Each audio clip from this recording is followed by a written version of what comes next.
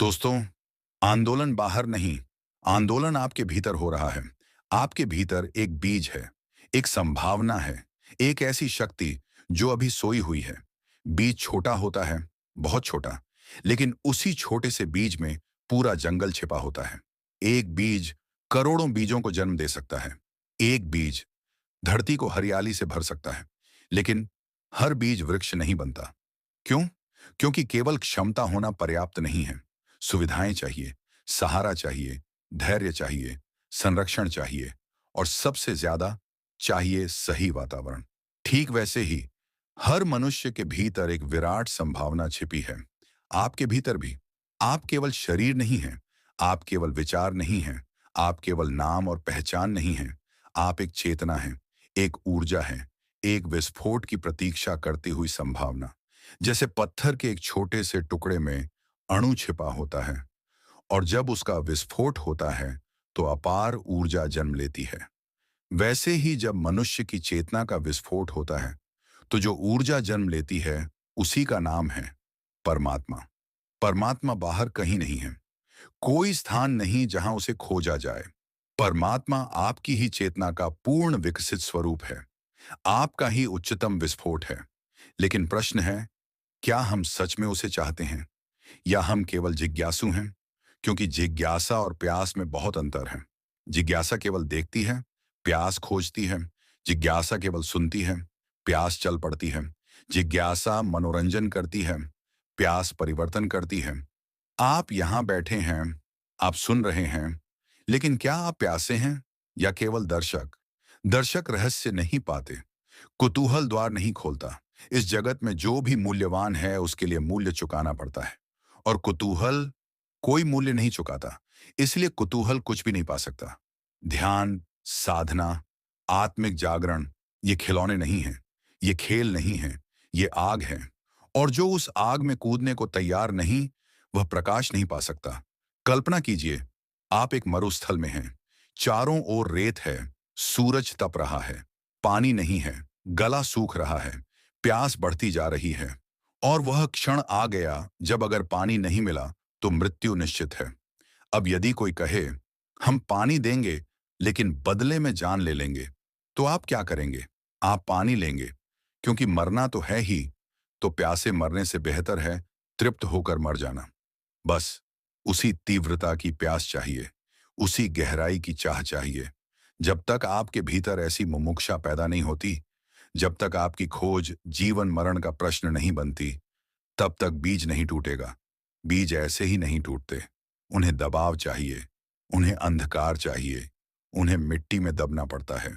बीज मिट्टी के नीचे जाता है, अपनी पहचान खो देता है, अपना पुराना स्वरूप समाप्त करता है, तभी अंकुर निकलता है। यदि बीज कहे, मैं सुरक्षित रहना चाहता हूं, मैं टूटना नहीं चाहता, तो वह कभी वृक्ष नहीं बनेगा।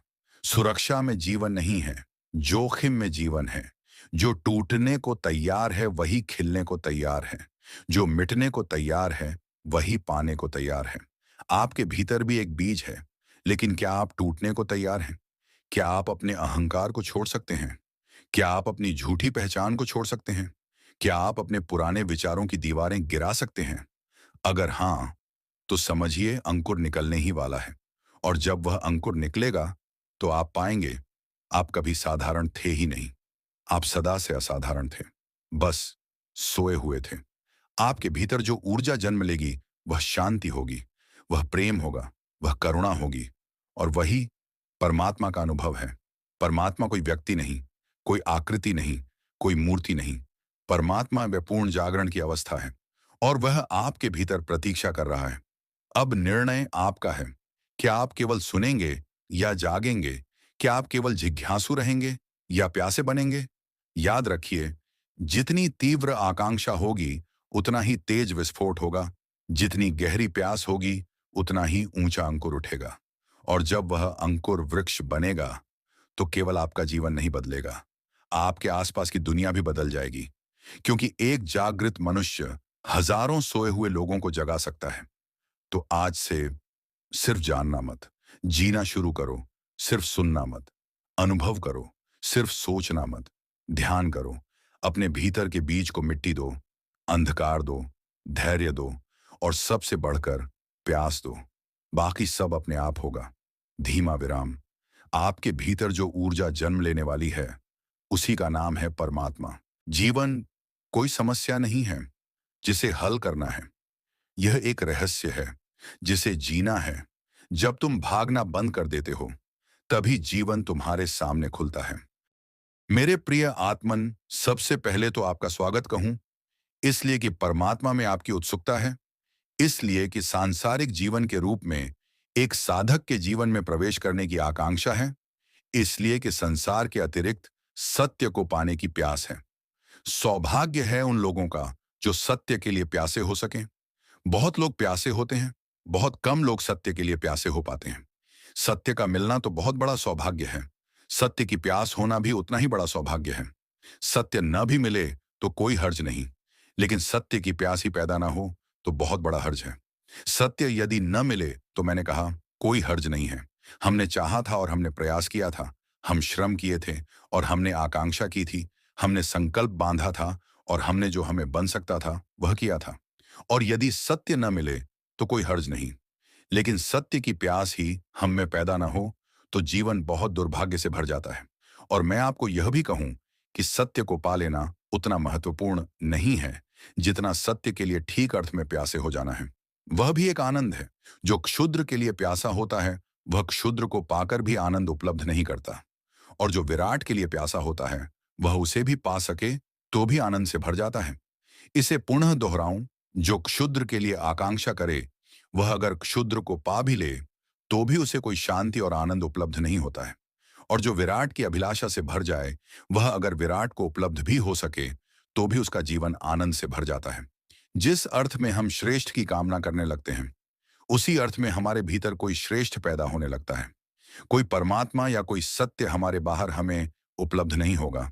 उसके बीज हमारे भीतर हैं और वे विकसित होंगे। लेकिन वे तभी विकसित होंगे जब प्यास की आग और प्यास की तीव्रता और प्यास की गर्मी हम पैदा कर सकें।